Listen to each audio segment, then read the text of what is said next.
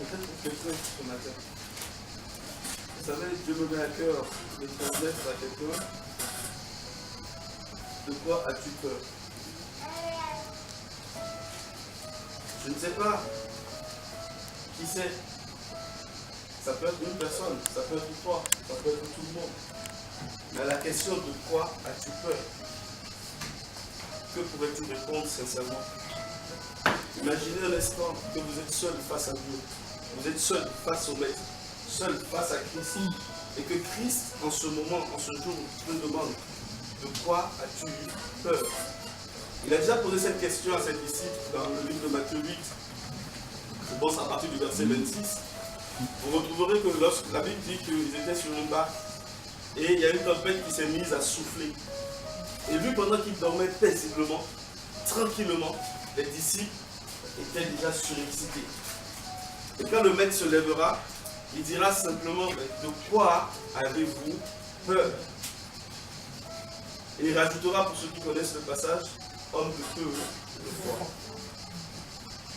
Mes amis, de quoi avez-vous peur? Chacun a une certaine peur qu'il cache au-dedans de lui. À moins qu'il ait été totalement délivré par le Seigneur, qu'il vive sans aucune crainte. Et je voudrais que vous puissiez répondre à cette question. Peut-être individuellement, ou peut-être, si vous connaissez la peur, si vous avez expérimenté la peur autrefois, moi je souhaite que vous prenez la parole et que vous dites de quoi avez-vous peur. La peur est un sentiment que nous avons au fond de nous. Mais lorsque nous la laissons croître, elle devient un lien, une forteresse qui nous maintient et qui nous empêche d'expérimenter les promesses divines. Je vais commencer par moi-même. Vous savez, j'avais eu peur de la mer. Quand j'étais né, jusqu'à l'âge de 14 ans, je n'avais aucune peur de la mer. La mer, rien.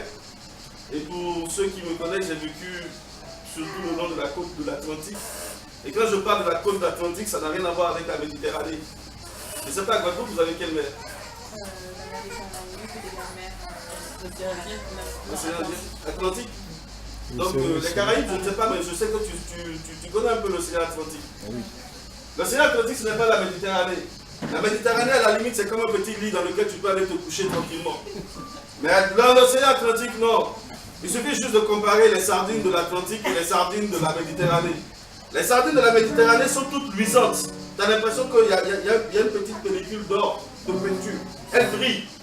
Et les sardines, elles ont tellement été prises dans les houles que non, elles ne sont pas pareilles. Faites un tour à Carrefour, vous allez voir de quoi je parle. La mer Atlantique, bien-aimée dans le Seigneur, c'est une mer qui est houleuse. C'est une mer où tu ne peux pas avoir pied plus de 3 secondes. Lorsque la vague elle vient, elle atterrit sur la côte, elle retourne. Et en retournant, elle enlève le sable au-dessus de tes pieds. Et voilà pourquoi beaucoup de personnes meurent dans l'Atlantique, ne serait-ce qu'à la côte. Mais jusqu'à l'âge de 14 ans, je nageais. Je traversais le départ des grandes houles. Quand un jour, quelqu'un m'a empoisonné spirituellement, au travers de ma mère.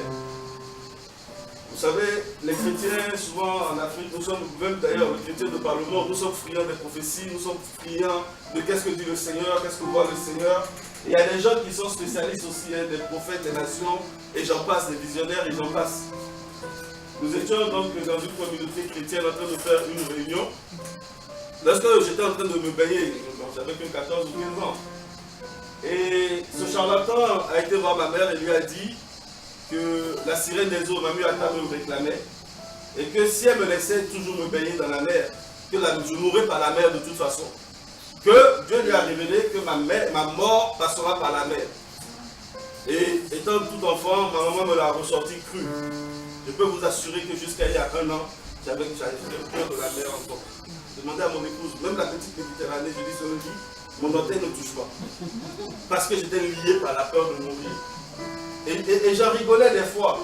Je disais, quand on me disait on va à la mer, je disais non. Parce que Mamie Atta me veut. Elle dit, il y a un petit beau garçon qui est là, elle veut mourir. Et j'en jouais.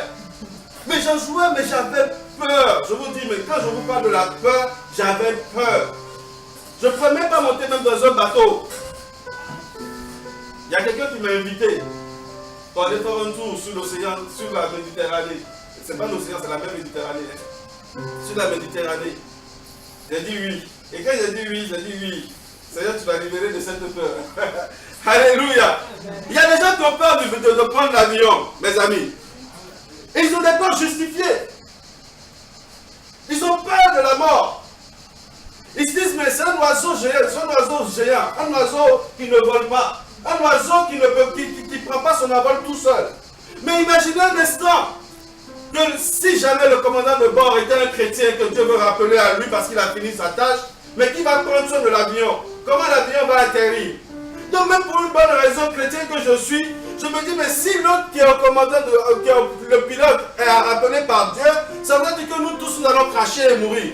Donc pour cela, je ne vais pas prendre l'avion. Il y a des gens qui sont prêts à venir, je ne sais pas où moi, aller en Allemagne, aller en Belgique, ou même aller en mission quelque part, mais ils préfèrent prendre leur voiture et faire la route, faire des jours pour aller en mission.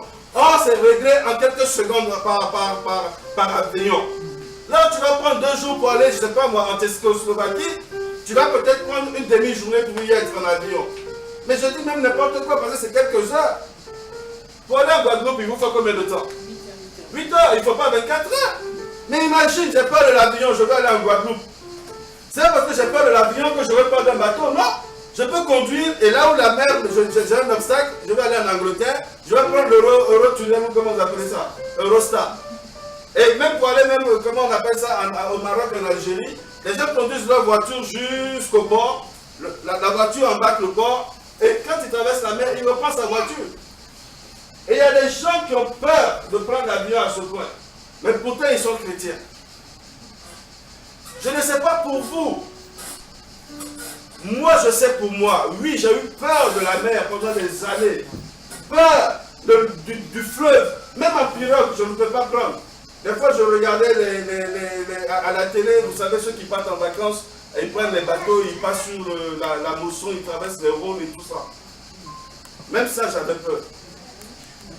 Parce que pour moi, les bateaux mouchent. Parce que pour moi, mourir par les eaux, ça reste mourir par les eaux. Et j'étais lié dans cette forteresse, mes amis. Vous vous imaginez? Même le plus petit détail de ma vie devait être contrôlé. Et il y a des gens qui ont peur.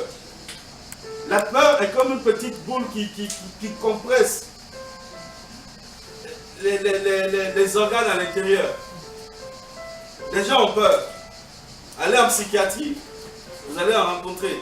Ceux qui ont peur de prendre l'ascenseur. Mais imaginez-vous un chrétien qui peut avoir la phobie de l'ascenseur. Il y en a même qui ont peur, qui n'arrivent pas à se sociabiliser. Il a peur du monde. Mais vous allez me dire, c'est des esprits. Mais avant que l'esprit ne vienne prendre possession, est-ce que lui-même ne sympathisait pas déjà avec cette peur? Mes amis, mais de quoi avez-vous peur? Je vous pose la question sincèrement. Il y a des chrétiens qui sont mariés, mais qui ont peur du divorce. Chaque matin, ils se lèvent, ils prient pour ne pas divorcer. Que son mari reste toujours amoureux d'elle. Ou qu'elle continue à aimer son mari malgré toutes les épreuves, malgré toutes les difficultés. Que Dieu fasse grâce, qu'ils arrangent la situation. Mais qu'elle ne connaisse pas le divorce parce que Dieu n'aime pas le divorce. Et ils se lèvent et ils vivent cette peur. Mais allez leur demander comment est-ce qu'ils en souffrent. Je ne sais pas moi, de quoi as-tu peur? Il y a des gens qui ont tellement galéré dans ce pays. Et lorsqu'ils ont eu un CDI, ils ont peur de le perdre. Au travail, ils ne sont même plus eux-mêmes, ils ne sont même plus naturels. Tellement ils veulent en faire plus que la normale pour être toujours conservés dans leur travail. Ils ont peur. Et j'ai envie de dire que c'est une peur justifiée. Parce que quand tu touches tes droits de chômage 2 ans et que c'est fini, tu dois passer au RSA ou je ne sais pas quoi, tu vois la différence qui est là et tu as une famille à nourrir. Oui, il y a de quoi avoir peur de ne pas perdre ton boulot. Mais ma réelle question c'est, as-tu réellement le droit de vivre avec la peur? As-tu le droit d'affectionner cette peur? Il y a des chrétiens super spirituels, gloire à Dieu, mais qui ont peur du péché. Ils sont en alerte, minute après minute, seconde après seconde, pour ne pas pécher. Les amis, j'en ai rencontré. J'en ai rencontré, mes amis. des chrétiens qui ont peur du péché. Les chrétiens qui ont peur du péché, je vous assure, vous ne pouvez pas faire 24 heures avec eux. Une demi-journée, vous ne pouvez pas. Parce que même pour aller aux toilettes, ils demandent la permission.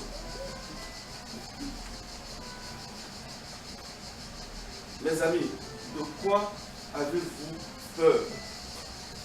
Quelle est cette peur qui t'envahit jour après jour? De quoi as-tu peur? Il y en a qui ont peur de la mort. Mais c'est normal pour la plupart des gens. J'ai peur de mourir. Et tu veux que je te dise quoi? C'est normal que tu aies peur de mourir. Mais dois-tu avoir peur de mourir au point de ne plus vivre? Alléluia. Pourquoi votre peur vous contrôle-t-elle? Ou pourquoi votre peur vous contrôle aussi tant que cela? La peur vous contrôle à un point où vous oubliez que Dieu a donné même une solution pour la motivation de ta peur. Mais pour le péché, qu'est-ce que tu as fait? Jésus a payé le prix, mais tu as peur de pécher. Tu ne peux pas vivre avec la peur de pécher. Mes amis, parce que longtemps tu seras là en train de vouloir créer des artifices, des obstacles pour ne pas pécher. Finalement tu vas pécher, tu tomberas dans le péché. Est-ce qu'on peut prendre Job 3, mes amis, verset 25. Job, mais beaucoup d'interprétations pour ce que Job a subi. Oh, l'épreuve de la foi. Oh, c'est la rencontre avec Dieu. Mais Job lui-même au 3e chapitre dira ce qui justifie l'épreuve qu'il est en train de subir. La Bible me dit de vous dire que ce dont tu as peur t'arrivera, mes amis. C'est ce dont tu as peur qui t'arrivera. Comment peux-tu élever tes enfants en tant que chrétien et tu as peur qu'ils deviennent homosexuels et tu vis avec cela, mes amis? Si telle est ta hantise, tel sera leur sort. Si tu as peur de divorcer, le divorce sera ton sort. Si tu as peur de mourir, eh bien la mort viendra. C'est ce dont tu as peur qui t'arrivera. C'est ce que tu redoutes qui se passera dans ta vie. Et là maintenant vous commencez à comprendre pourquoi je te demande de quoi as-tu peur? De quoi as-tu peur? As-tu peur que tes enfants deviennent délinquants en grandissant? Ils le seront.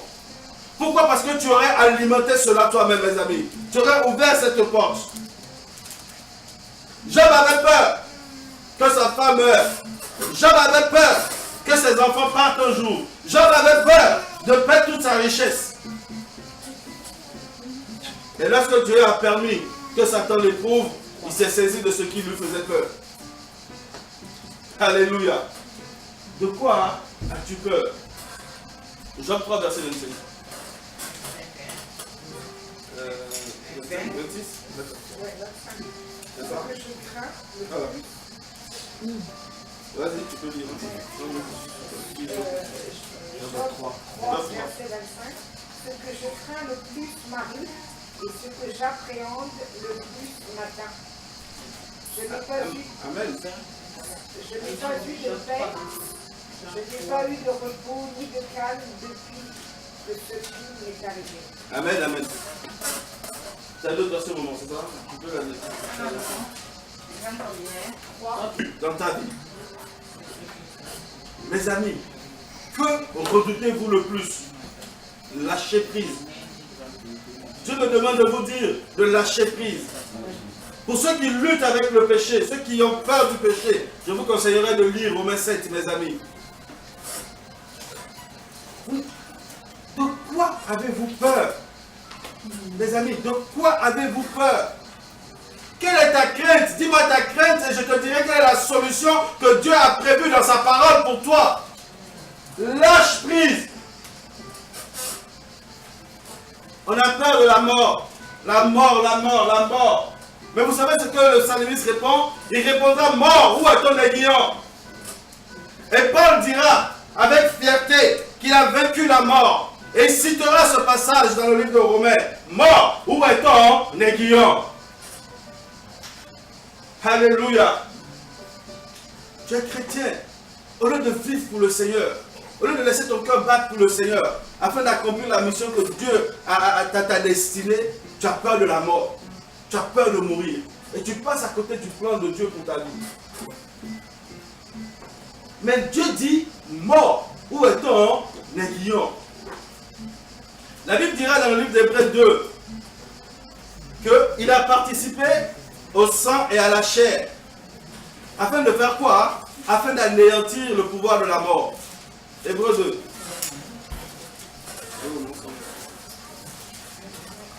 Mais tu es chrétien et tu as aussi tant que ça peur de la mort. Ce n'est pas normal. Vis pour Dieu, mon ami. Vis pour Dieu. Ne laisse pas la mort venir te chercher. J'ai entendu une chanson dans laquelle j'ai été embarqué il y a des années de cela. La mort est un serviteur de l'Éternel. J'ai dansé dessus, j'y ai cru. Mais la mort n'est pas un serviteur de l'Éternel, mes amis. Notre Dieu, c'est un Dieu de vie, un Dieu vivant. Oh, rien n'est mort en Dieu. Au contraire, quand il y a la mort quelque part, lorsque Dieu passe, le truc mort reprend vie. Amen. Alléluia. Amen. Le Dieu que nous servons, c'est le Dieu qui appelle à l'existence ce qui n'est plus. Amen. Et pourquoi vous voulez qu'il y ait une once de mort au-dedans de lui? Et regardez un peu ce qu'il est dit pour nous dans le livre de Hébreux 2. Combien de personnes ont peur de la mort? Sérieusement. Gloire à Dieu. Tu veux retrouver ton Seigneur, hein? Amen. Alléluia. Est-ce qu'il y a des gens qui ont peur sérieusement de la mort, de mourir un jour? Certaines personnes vivent difficilement la mort. Un tout petit peu, non, rien.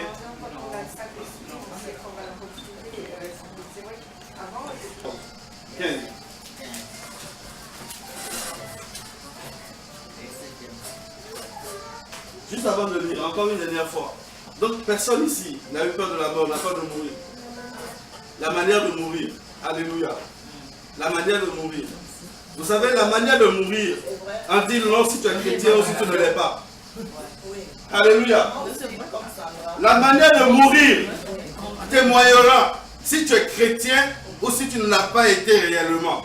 Alléluia. Avec les enfants de Dieu, il n'y a pas de mort subite. Il n'y a pas de mort accidentelle. Alléluia. Il n'y a pas de mort avant l'âge.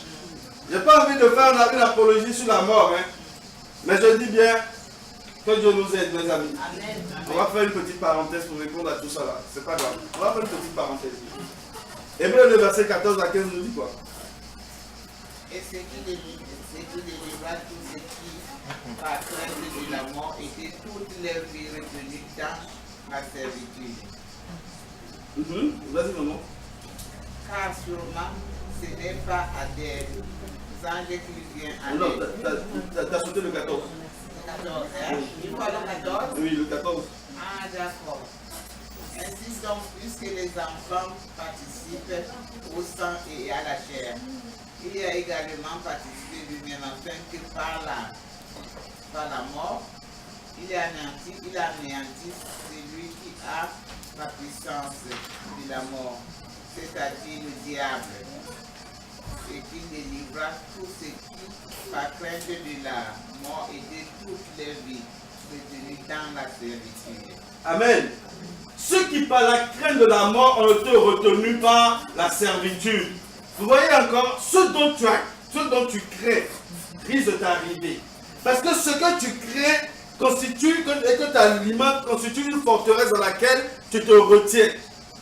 Une forteresse dans laquelle tu te lis. Bien-aimé dans le Seigneur. Avec ce passage, comment peux-tu dire que la mort est au service de l'Éternel? Alléluia. La mort n'est pas un serviteur de l'Éternel. La mort n'est pas au service de l'Éternel. La mort est une personne, bien-aimée dans le Seigneur, que tu prends en Apocalypse. Et cette personne est au service du diable, nous dit Hébreux 2, 14. Alléluia. Et Hébreux 2 nous dit quoi? Que le Fils de l'homme est apparu en chair et en os, afin de participer à tout ce que participent les enfants de la création divine. Les hommes meurent. Les hommes ont peur de la mort. Alors la bonne nouvelle pour toi, mon frère et ma soeur, la crainte de la mort qui devait régner en toi, Christ est descendu sur la terre pour la rendre impuissante, bien-aimé dans le Seigneur. Amen. Il est venu pour l'engloutir, pour l'anéantir, afin de délivrer tous ceux qui avaient crainte de la mort. Alléluia. Et ça, c'est une bonne nouvelle pour nous, bien-aimés dans le Seigneur. La mort, auparavant, lorsque je n'étais pas né de nouveau, la mort pouvait venir et me chercher quand elle l'aurait choisi. Lorsque Satan aurait décidé de me récupérer dans son royaume, il peut apparaître lorsque j'avais 5 ans, lorsque j'avais 10 ans, 80 ans, peu importe l'âge à laquelle j'avais, la mort pouvait venir me chercher et m'amener dans le royaume du diable, bien-aimé dans le Seigneur. La mort est au service du diable. Alléluia. Et pour ceux qui ne sont pas régénérés, la mort peut venir les emporter à tout temps, à tout moment, bien-aimé dans le Seigneur. Alléluia. Mais ma Bible me dit que moi, fils du Très-Haut, régénéré par la puissance d'en haut, la mort n'a plus de pouvoir sur moi. Alléluia. Là où la mort pouvait venir me chercher et m'amener, non, elle ne peut plus, bien-aimé dans le Seigneur. Parce qu'elle n'a plus son aiguillon. Elle n'a plus le pouvoir sur moi. Son pouvoir a été limité par rapport à moi. Alléluia. Bien-aimé, avec ça, je ne peux que vivre que dans la joie et dans la paix du Seigneur. Sachant que cet ennemi qui est la mort n'a plus le contrôle sur ma vie. Alléluia. La mort n'a plus de contrôle sur ma vie. À partir de là, je ne peux plus craindre la mort, bien-aimé dans le Seigneur. Je ne peux plus être retenu captif par ses liens. Je ne peux plus être sous la servitude de la mort, bien-aimé dans le Seigneur. Être sous la servitude de la mort engendre beaucoup de choses. Et sur le plan spirituel, et sur le plan physique, bien-aimé dans le Seigneur.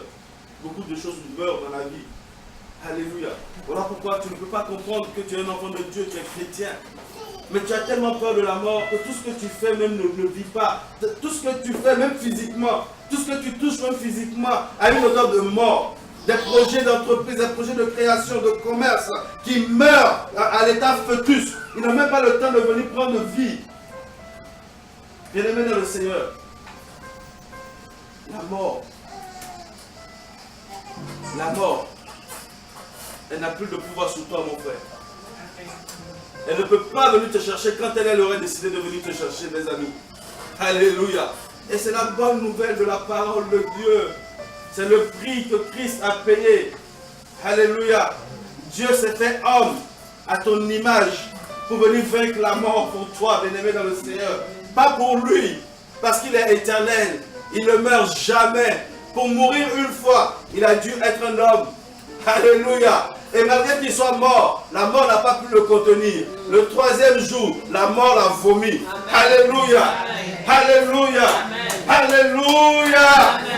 Mes amis, et cette puissance qu'il a ressuscité des morts est censée agir en toi et en moi. Et Dieu dit que si la puissance de la résurrection, c'est-à-dire le Saint-Esprit qui a ressuscité Christ du séjour de la mort, habite en toi, à combien plus forte raison ne donnera-t-il pas vie à ce corps mortel? Alléluia. Mort, où est ton aiguillon? Je ne peux plus vivre avec la peur de la mort. Alléluia.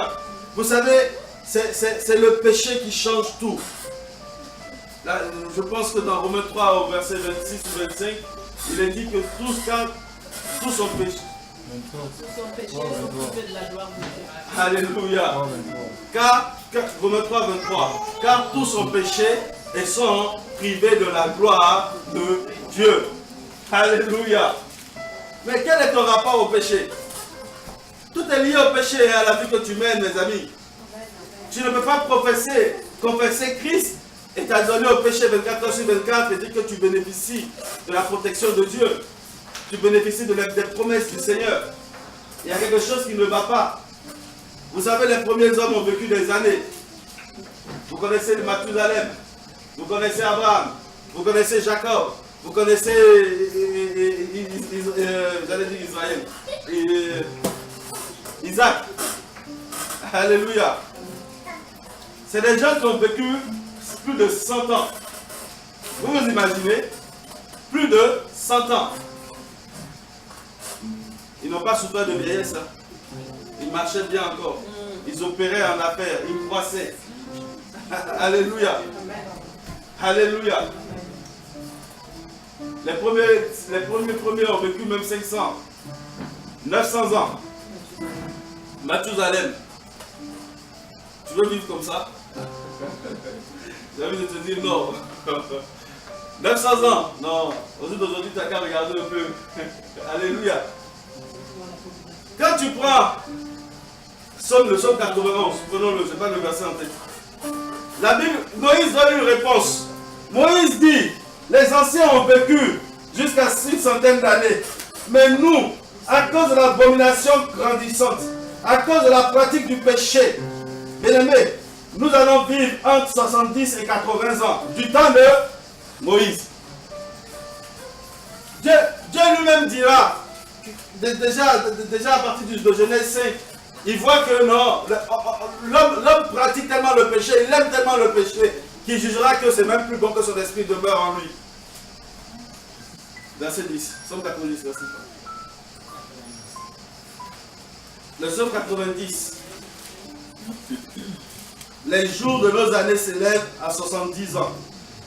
Et pour les plus robustes, à 80 ans. Alléluia. On est là, on s'étonne. Oh, il est mort jeune, 40 ans. À l'époque actuelle, quelle devait être la moyenne? Mais quand vous prenez le passage de 190 et que vous le lisez, vous voyez bien, il fait bien l'apologie. Il touche le pourquoi il y a eu cette réduction d'âge au niveau de la mort. Le péché qui va grandissant. Alléluia. Du temps de Moïse, je ne sais pas à quelle année ça correspond. On est bien avant Jésus-Christ. Hein. Donc ça veut dire qu'on est loin de 2000 ans. Hein. On est encore très loin parce que les David n'étaient pas encore à cette époque. Hein. Mais je voulais juste alors attirer votre attention. Quel doit être l'âge moyen pour nous, l'heure d'aujourd'hui? Quel doit être l'âge moyen de la durée de vie sur Terre? Mes amis, quel doit être cet âge? 30 ans. C'est pas écrit. Mais moi j'ai une réponse personnelle. La réponse personnelle que j'ai, c'est ceci. Si l'Esprit de Dieu habite en toi, l'âge moyen doit se situer entre 80 et 120 ans. La limite que lui-même s'était fixée, 120 ans. Mais, au-delà de cela, j'ai une bonne nouvelle qui va répondre à ta parole. Un chrétien né de nouveau, si tu es en accord avec Hébreux 2, 14 à 15, tu peux vivre au-delà de 120 ans. C'est toi qui choisis le moment de départ, mon ami. Amen. Alléluia. Amen. Paul, Philippiens 1, Paul lui-même dira, j'ai envie de partir. Je pense à partir du verset 25, ma soeur. Il dira, oui, j'ai envie de partir.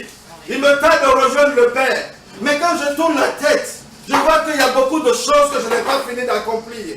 Alors, je dis non, il vaut mieux que je reste encore parmi vous. Amen. Si tu n'as pas le choix sur le moment de ta mort, comment est-ce que Paul peut raisonner comme ça? Alléluia. Alléluia. Quel est ton rapport à la mort? Car je sais que cela tournera à mon salut grâce à vos prières et à l'assistance de l'Esprit de Jésus-Christ. Selon ma ferme attente et mon espérance, je n'aurai honte de rien. Mais maintenant, comme toujours, Christ sera glorifié dans mon corps, avec une pleine assurance, soit par ma vie, soit par ma mort. Car Christ est ma vie. Christ est ma vie et mourir m'est un gain. Amen. Vous voyez le constat de chrétien né de nouveau, le rapport qu'il a à la mort, il ne craint pas la mort. La mort pour lui est un gain. Alléluia. La mort pour lui est un gain. Un chrétien né de nouveau ne peut pas avoir peur de la mort. Parce qu'il sait que lui ne meurt pas, mais il rentre en sommeil. Alléluia. Et quand Dieu décide de le mettre en sommeil, c'est pour qu'il vienne le contempler face à face. Amen, amen. Alléluia. Amen. Alléluia. Amen. Et au verset 22, il dira, mais s'il est utile pour mon œuvre que je vive dans la chair, je ne saurais dire ce que je dois préférer. Verset 23, je suis pressé des deux côtés. J'ai le désir de m'en aller et d'être avec Christ, ce qui de beaucoup est le meilleur. Mais à cause de vous, il est plus nécessaire que je demeure dans la chair. Et je suis persuadé, je sais que je demeurerai et que je resterai avec vous tous pour votre avancement et pour votre joie dans la foi. afin que par mon retour auprès de vous, vous ayez en moi un abondant sujet de vous glorifier en Jésus-Christ. Alléluia.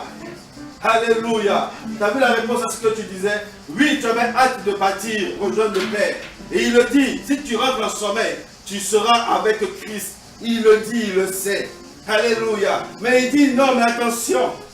Je suis pressé, j'ai bien envie d'aller. Mais il y a d'autres choses qui me pressent. Les âmes qui doivent parvenir au salut. Alors, donc, la réelle réponse, c'est de se dire, oui, je veux bien te rejoindre. Mais permets-moi d'accomplir la mission que tu m'as confiée.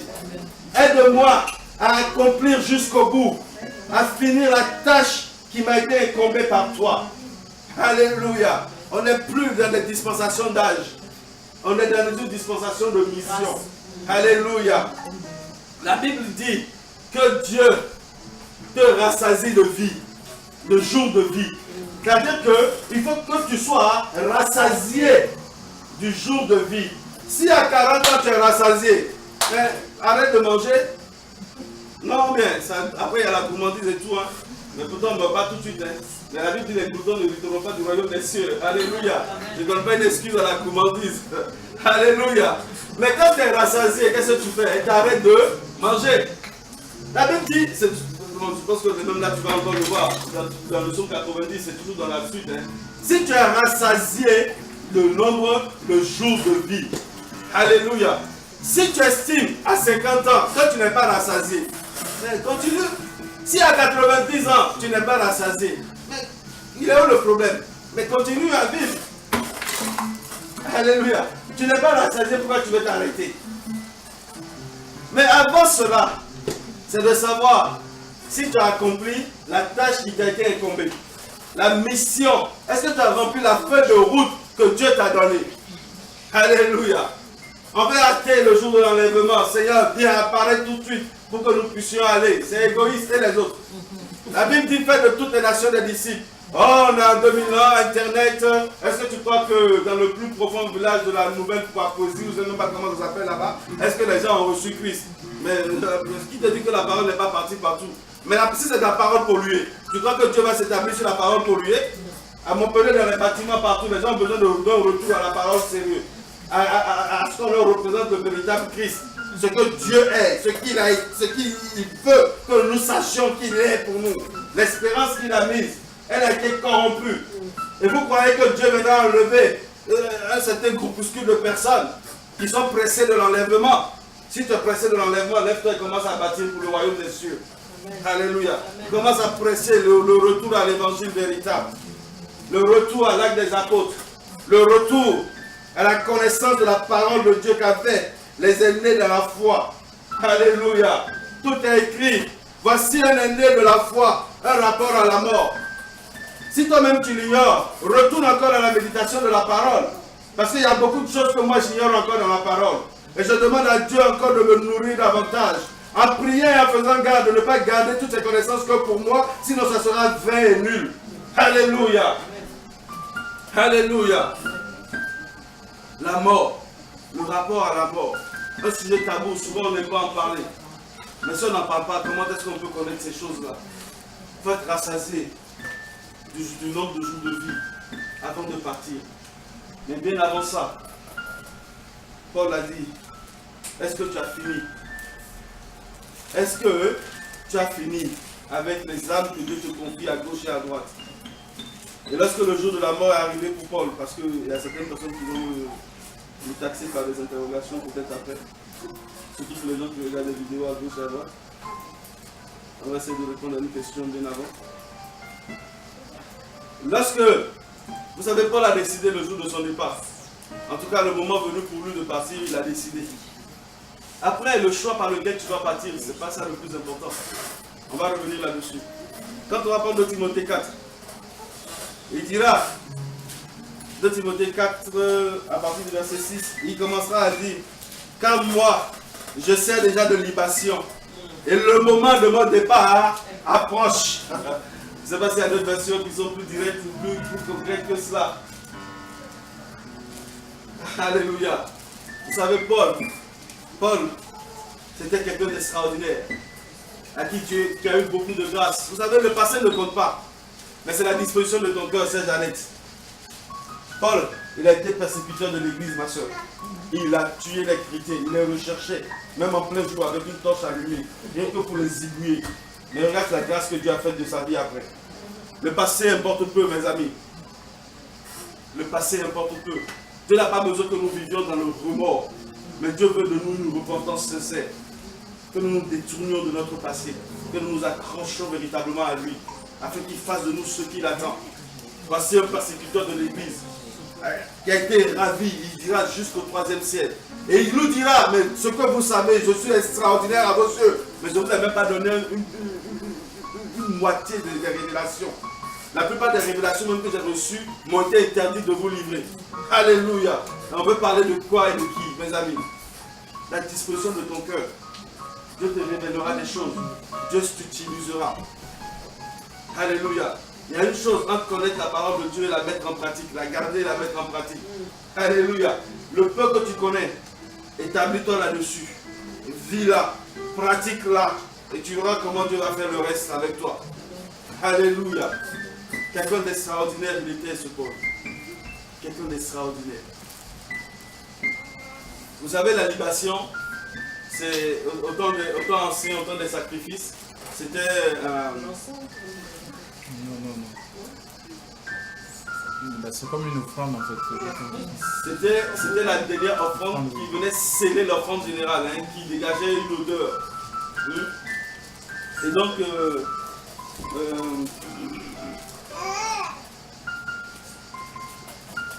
vous allez le retrouver dans le passage de Nombre 15, 1 à 16. Hein? Donc ici, quand il parle de libation, il exprimait que c'était la dernière offrande qu'il pouvait donner. La libation, c'était l'offrande qui suivait juste après l'offrande sacrificielle dans l'ancien temps. Hein. C'était l'offrande finale, quoi. C'était l'offrande finale. Donc il considérait sa vie, enfin sa mort, comme étant une offrande finale qu'il offrait à Dieu. Donc voilà comment il parle de sa mort maintenant. Et il dit le moment de mon départ. On ne va pas le lire, hein, on va essayer de le lire. C'est dans Nombre 15, vous allez essayer de voir la signification et tout ce qui est lié à la libation. Et donc on disait donc on est dans 2 Timothée 4. Hein. Dans 2 Timothée 4. C'est ça? Oui. Et il dira, car pour moi, je sers déjà de libation et le moment de mon départ approche. J'ai combattu le bon combat, j'ai achevé la course, j'ai gardé la foi, et non seulement à moi, mais encore à tous ceux qui auront aimé son avènement. Là, vous voyez quelqu'un qui était déjà rassasié, hein, de nombre de jours sur la terre. Il était rassasié de jours de vie. Et il dira, oui, Seigneur, je suis prêt maintenant. L'heure de la libation a sonné. Viens me prendre quand tu veux. Alléluia. On ne parle pas de mort, que quelqu'un qui est mort. Je ne dis pas non, que le chrétien doit mourir dans son lit, dans son sommeil. Ce n'est pas ce que je suis en train de dire. Mais je dis, le chrétien qui n'a pas fini son œuvre, qui est en pleine croissance, qui est en plein dans son œuvre, en plein dans son champ, ne peut pas être enlevé subitement. Il y a un problème qui se pose. Alléluia. Je ne peux pas te donner une feuille de route, te donner des consignes. Je veux que là, ça se passe comme ci, il faut faire ça. Il faut que tu évangélises. Là, tu as l'évangélisation. Là, tu es demain, tu seras apôtre pour telle communauté ici. Et ceci. Et Dieu donne des recommandations. Et pendant que tu es en train de suivre la feuille de route de Dieu en plein milieu, tu es parti. Et il y a un truc encore qui me sort des trucs. C'est Dieu qui a donné, Dieu a repris. Et les chrétiens que nous sommes, on le chante ça aussi. As-tu à tête. Ah oui, c'est écrit. Je peux te citer le passage où c'est écrit. C'est dans Job. C'est Job qui l'a dit. Mais faites attention aussi, hein, mes amis. Les choses sont écrites. Entre ce qui a été écrit, une pensée personnelle et une pensée de Dieu, il n'y a pas une différence. Vous-même vous dites que les dons et les appels sont irrévocables. Lorsque Dieu donne, il ne reprend pas. Mais vous êtes les premiers à dire, c'est Dieu qui a donné la vie et c'est lui donc qui la reprend. Il n'y a pas quelque chose de gauche. Vous avez déjà vu Dieu donner quelque chose et puis reprendre? C'est terrible. C'est Dieu qui a donné, donc c'est Dieu qui reprend. Vous lisez le passage, vous allez voir si c'est le langage de Dieu ou pas. Même Lucifer, dans son heure la plus grandiose, la plus glorieuse, a été doté de tous les dons, je n'ai pas dit toutes les puissances, mais de pas mal de puissances. Ayant à son service le tiers des anges. Mais lorsqu'il a été projeté, Dieu n'a rien repris sur lui. Tout ce qu'il avait comme puissance, comme pouvoir, il est parti avec et c'est avec ça qu'il joue de nous ici sur terre. Et la parole de Dieu dira, les appels et les dons sont irrévocables. Lorsque Dieu donne, il ne prend pas. Dieu donne, il a donné. Mes amis, c'est la vérité. Hein? Excusez-moi. Car le salaire du péché, c'est la mort. Et vous dites que Dieu reprend. Vas-y, ma soeur. Parce que, excuse-moi, parce que c'est la parole, après je vais oublier. On m'avait dit quand Dieu donne, il prend aussitôt. Parce que tu l'as pas obéi, non? Il reprend ce qu'il t'a donné. Non. Même quand je suis dans le péché, oui. Déjà le Saint-Esprit que Dieu me donne, c'est là parce que j'ai été volé, je ne sais pas moi. Je vais me donner cet exemple parce que c'est ce que je faisais quand j'étais jeune. Je prenais les viandes dans la sauce.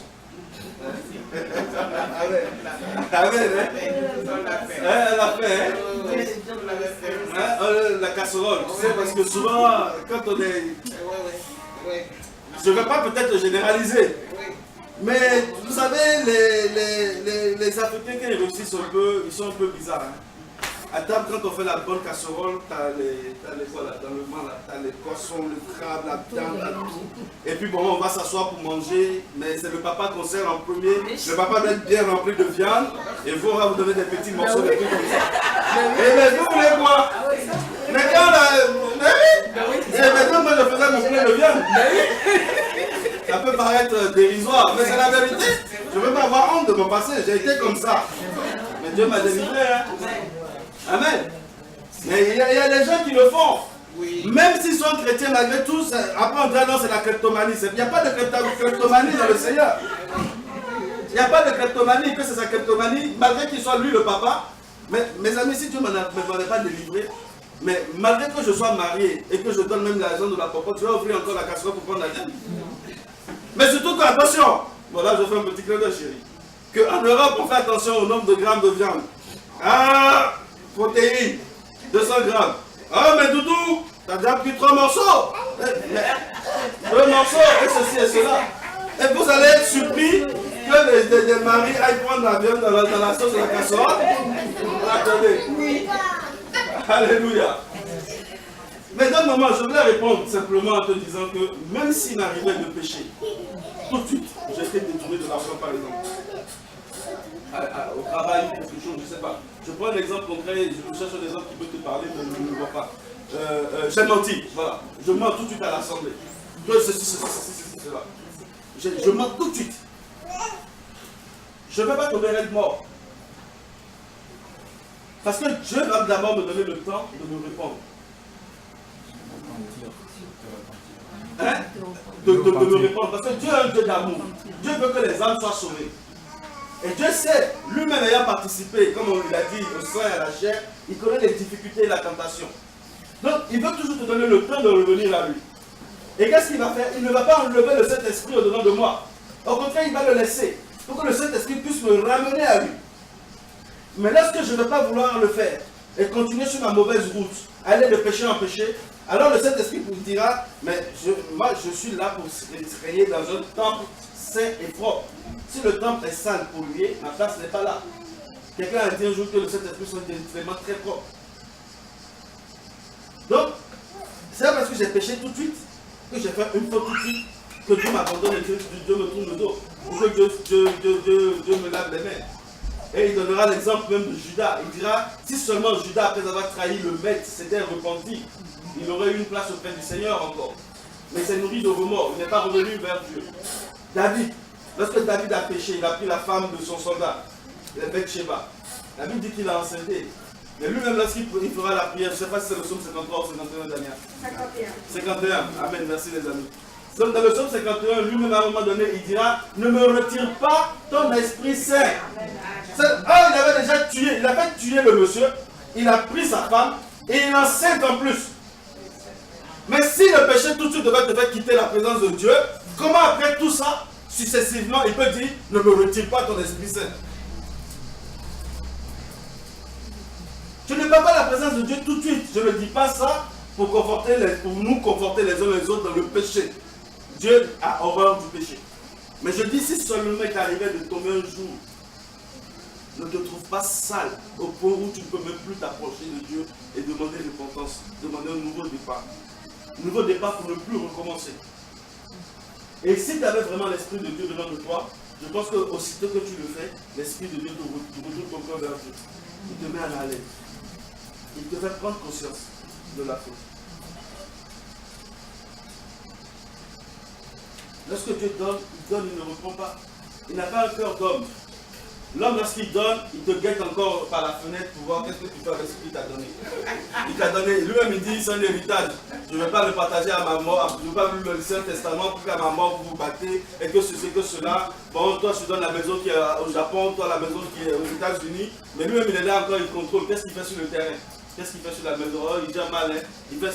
Oui. Dieu n'a pas le cœur d'un homme. Dieu, quand il te donne, il ne reviendra pas pour dire non, tu as laissé la poussière remplir ça, allez, je te reprends le doudou. Non, quand Dieu donne, il donne les yeux dessus. Il t'a donné, il t'a donné. Dieu ne reprend pas.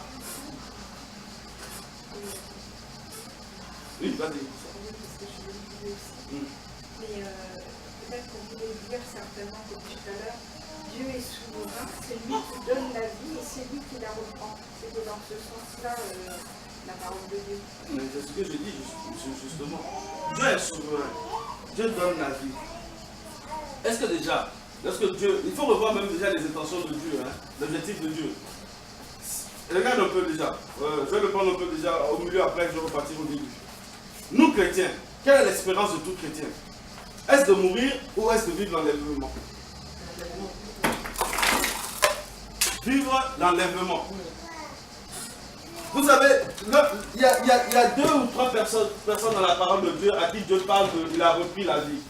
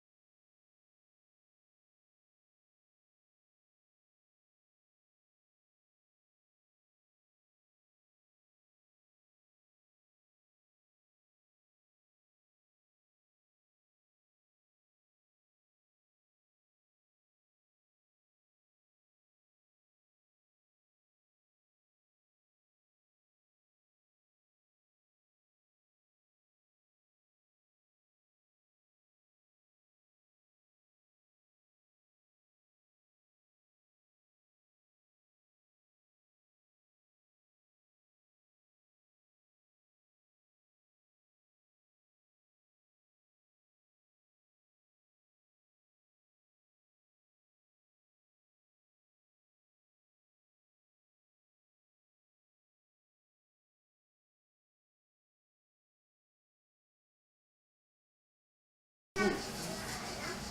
Vous avez vu Philippiens, la croissance de Philippiens 1 à 2 Timothée 4. Il a fait son choix. Par rapport au nombre de temps il voulait vivre sur la terre, par rapport à la mission. À quoi ça me servirait de vivre 900 ans si je ne vais pas vivre pour vivre non plus, hein? Hein? Le sommeil pour nous chrétiens, c'est du repos que Dieu nous donne aussi. Hein? Pourquoi je ne vais pas aller vivre ça? On ne peut pas me reprocher ou reprocher à Paul de décider de partir. Parce que Paul est mort. Hein?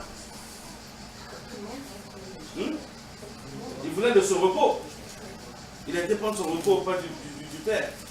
Il voulait être aussi en présence du Christ. Lui-même, il dira hein, qu'il est hâté de mourir et en même temps hâté de vivre. C'est-à-dire qu'il était sous pression des deux côtés.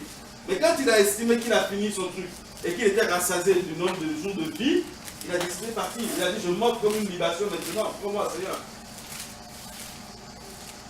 Et il dira même qu'il sent sa mort venir. Hein, il dira que quoi, que c'était proche. Hein. Hein, vous voyez que tu ne peux pas être pris par surprise, hein, les amis. C'est-à-dire, si on veut rester que scriptuel, pour ceux qui aiment être scriptuels,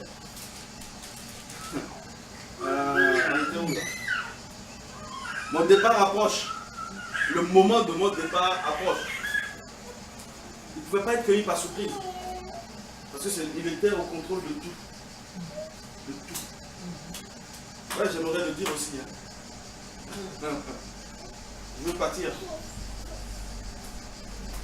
Mais seulement je dis, avant de partir, je veux m'assurer que j'ai fait ce qui m'a été confié. Parce que si tu pars sans avoir accompli ce que Dieu t'a promis, tu iras en enfer, hein, dans la GN. Matthieu 25. Hein. C'est lui qui décide, donc on ne peut pas partir sans que Dieu en décide. J'ai pas compris. C'est lui qui décide, il est souverain, donc c'est pas nous qui décidons. Nous, c'est notre désir, mais c'est lui qui décide. Il a tout entre ses mains. Dieu ne peut pas décider de doter la vie. Mais s'il y a l'enlèvement, c'est lui qui viendra, c'est lui qui décide. C'est ça. Au niveau de l'enlèvement, on ne le contrôle pas. Tu ne sais pas quand est-ce que Dieu va venir pour que tu sois enlevé.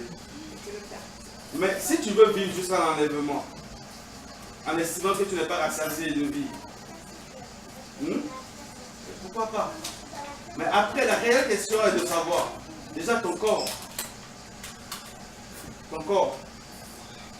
à 900 ans, sera-t-il le même qu'aujourd'hui? Alléluia.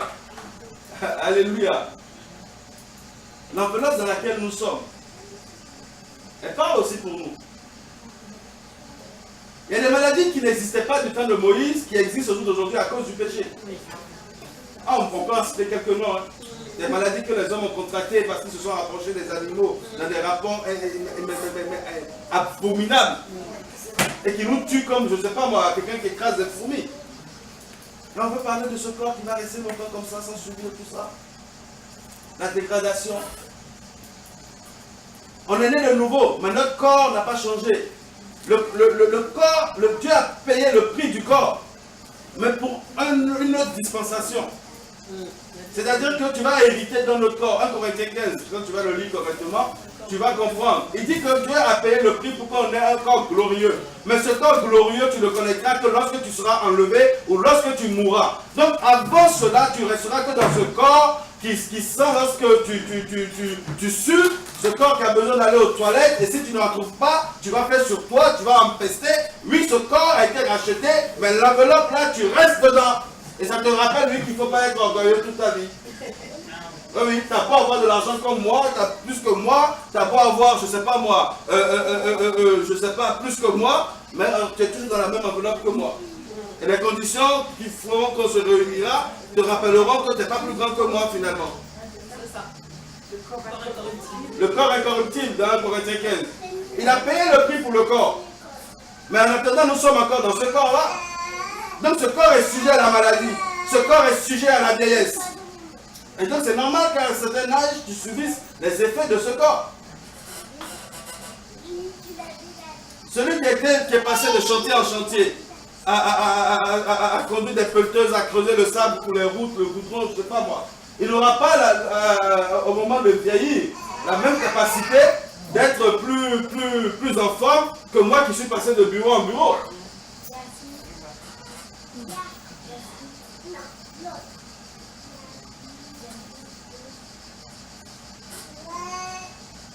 Et Paul était dans une dispensation.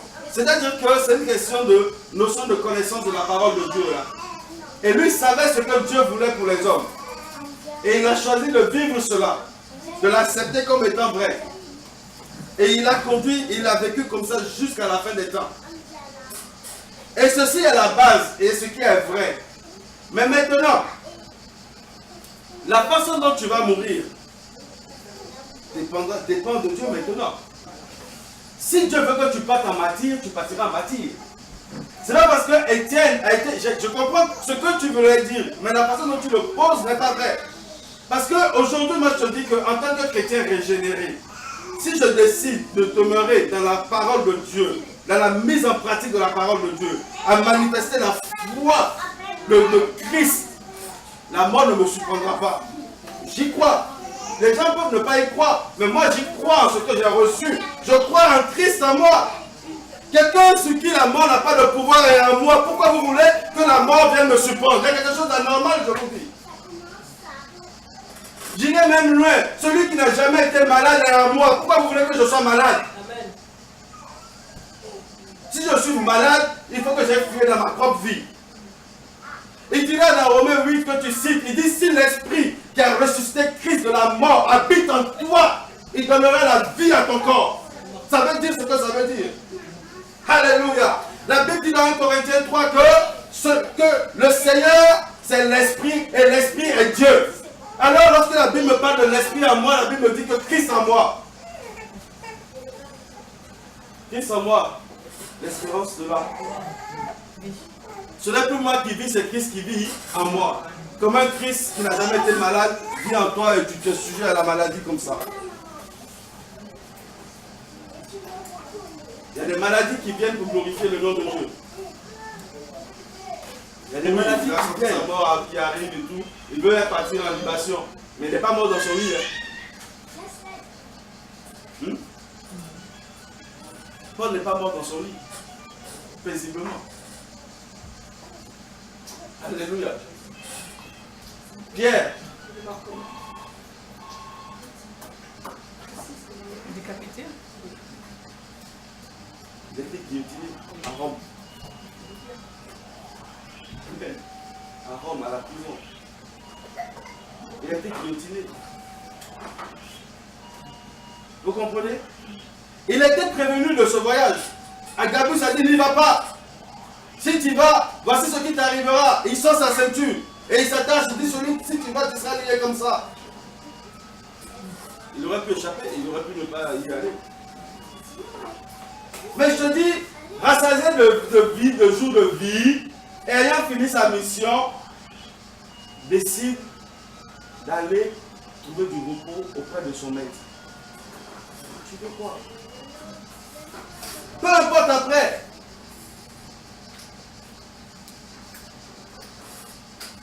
Pierre crucifié la tête en envers. Il est mort. Mais c'est des morts glorieuses. Alléluia. Ce n'est pas des morts subites. Ce n'est pas des morts par surprise. Jean a reçu un poison. Il a bu un poison. Une bonne dose de poison. Les gens l'ont laissé pour mort parce qu'ils voulaient qu'il meure. Mais sauf qu'ils n'ont pas su ce que son maître a dit. Son maître a dit, tant bien même vous buvez des breuvages empoisonnés, vous ne mourrez point. Dernier chapitre de Marc. Voici les signes qui accompagneront ceux qui auront cru. Le vaccin, si tu veux. Alléluia. Il a bu son poison. Les gens sont revenus. Mais comment? Il n'est pas mort celui-là. Mais qu'est-ce que c'est que ça? On le prend, on le ramène à l'île de Patmos. Et il reçoit l'Apocalypse. Mais c'est extraordinaire.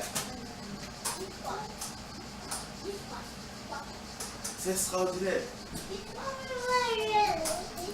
Tu peux mourir décapité.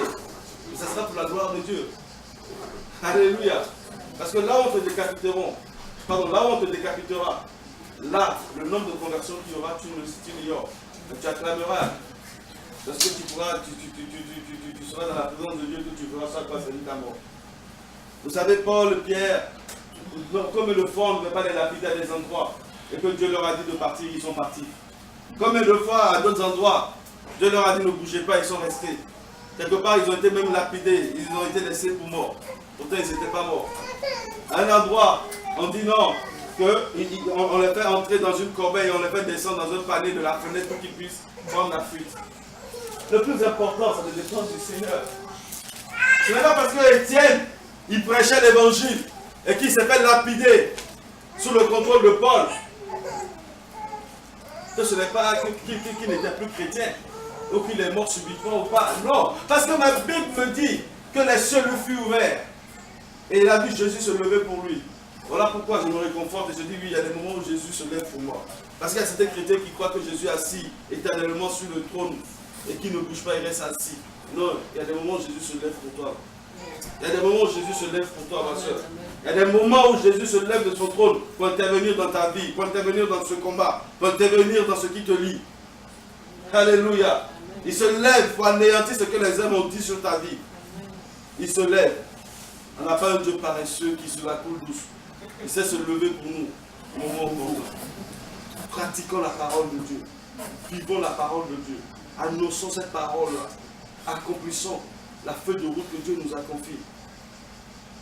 Et le reste, n'ayons crainte de rien. N'ayons crainte de rien.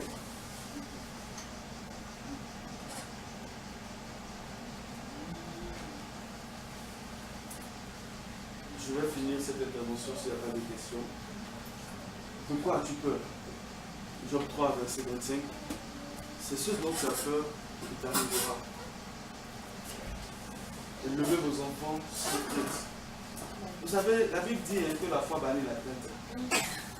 Mais si tu as la foi,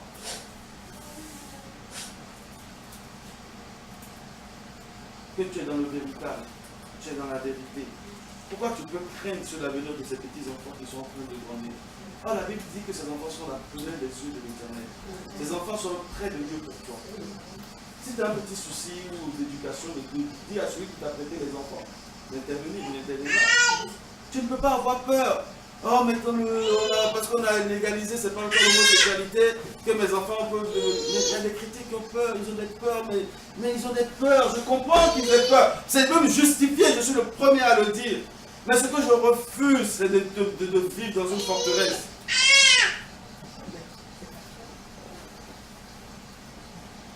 Au jour d'aujourd'hui, tu es chrétien, tes enfants ne sont pas chrétiens, ils te tournent le dos. Et tu as peur, même pour eux. Mais laisse-moi te dire que celui qui sait ramener le cœur des enfants vers les pères saura toucher leur cœur. Fortifiez-vous, mes amis. Fortifiez-vous. De quoi avez-vous peur? Si tu as peur parce que ça fait 2 jours que tu n'as plus de sous, je ne sais pas moi, ton congrégateur est vide. Celui qui sait nourrir ses serviteurs de sauterelles et de miel te nourrira. On est les premiers en chante, Rabbi n'a pas changé, il est le même hier, aujourd'hui, éternellement. Et pourquoi on a peur de ce que nous allons